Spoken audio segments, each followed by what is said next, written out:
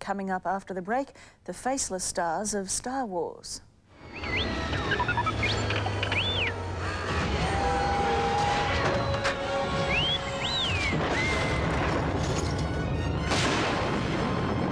The releases for 1997 was made 20 years ago and generated more interest the second time around than the first. I'm talking, of course, about George Lucas's epic Star Wars series. Two of the stars of the trilogy can safely walk the streets without being mobbed by autograph hounds because we never actually saw their faces. Kenny Baker played the cheeky droid R2-D2, while Jeremy Bulloch played the mean bounty hunter. They're both in Australia for a Star Wars convention and they join us in Melbourne. Good morning to both of you. Morning. Good morning. Jeremy, can I start with you? Can you believe that Star Wars is... I mean, you're still doing promotional tours for this movie 20 years after it was made. Yes, I mean, since the re-release, certainly at the end of February in America, Kenny and I and Peter Mayhew, Chewbacca, Darth Vader, we've been backwards and forwards to America because people have asked us to go along when the films have opened. And I can't believe... I think there's a bigger popularity this time round, new generation of fans. It's quite incredible, really. Kenny, do you think you know what it is that's made Star Wars such a phenomenal success? I don't really know, but I imagine it's all the little characters, all the little things that go along in the background that help, like a Disney film. And also there's a good story, a good storyline. Well, you played R2-D2, who was one of my favourites. Let's have a look at R2-D2 at work. R2, where are we going? I couldn't possibly, Joe.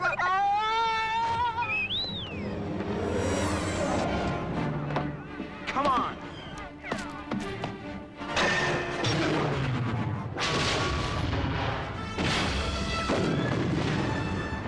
Let's go, and don't forget the droids. We're on our way.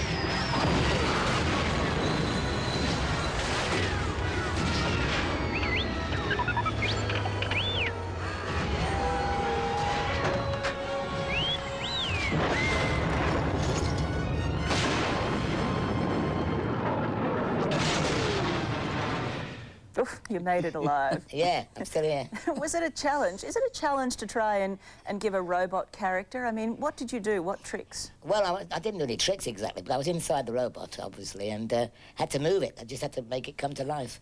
I stood up inside. I had a little child's car seat inside. And when I stood up, the robot came up with me. And then I could move it that way, and I could move it that way, and I could say yes and no, and I could move the head round like that. Well, you just beheaded yourself. It's just fallen down. It's just disintegrated on the floor. Anyway, and is it true that you got the job because you were the shortest person who auditioned? Well, I think that must have been the only reason, really. It wasn't my acting ability. I just walked into the room and George Lucas saw me and said, "Yep, he'll do," and that was it. Now, Jeremy, Boba Fett, he was a bit of a bad guy, wasn't he?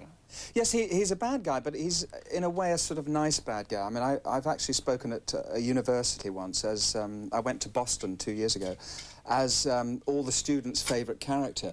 And they say, but there's a nice thing about him. And I feel that in some of his distant past, he probably fought with Han Solo, Harrison Ford, and something went wrong, so he went on the bad side. But he's a bit of a bandit, really. Well, let's have a look at Boba. Mm-hmm. What's going on, buddy? You're being put into carbon freeze.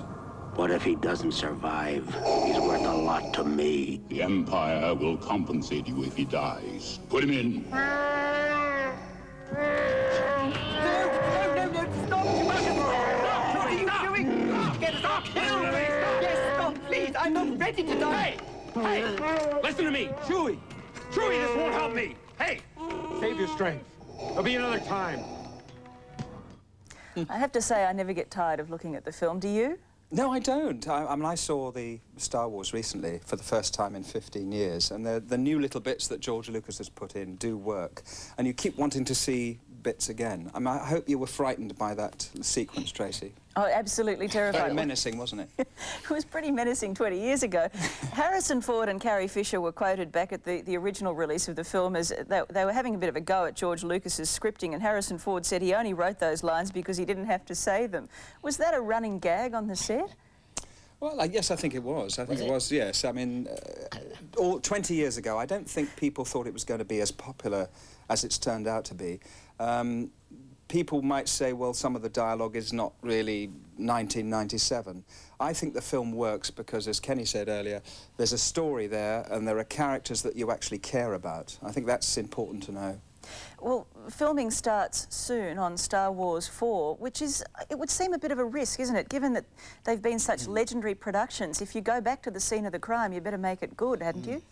It is a risk. I think it is a risk, but I think with the re-release and the interest is there. I think George Lucas has seen now how many people want to see, and everyone's now waiting for the new film. Kenny and I are asked the question time and time again, what happens in the new films? None of us know. I mean, we just don't know what's going to happen. It's Star Wars 1, actually. We've done 4, 5 and 6, and now we're going back to 1. Back to the very beginning. And then possibly 2 and 3. Will you be in it?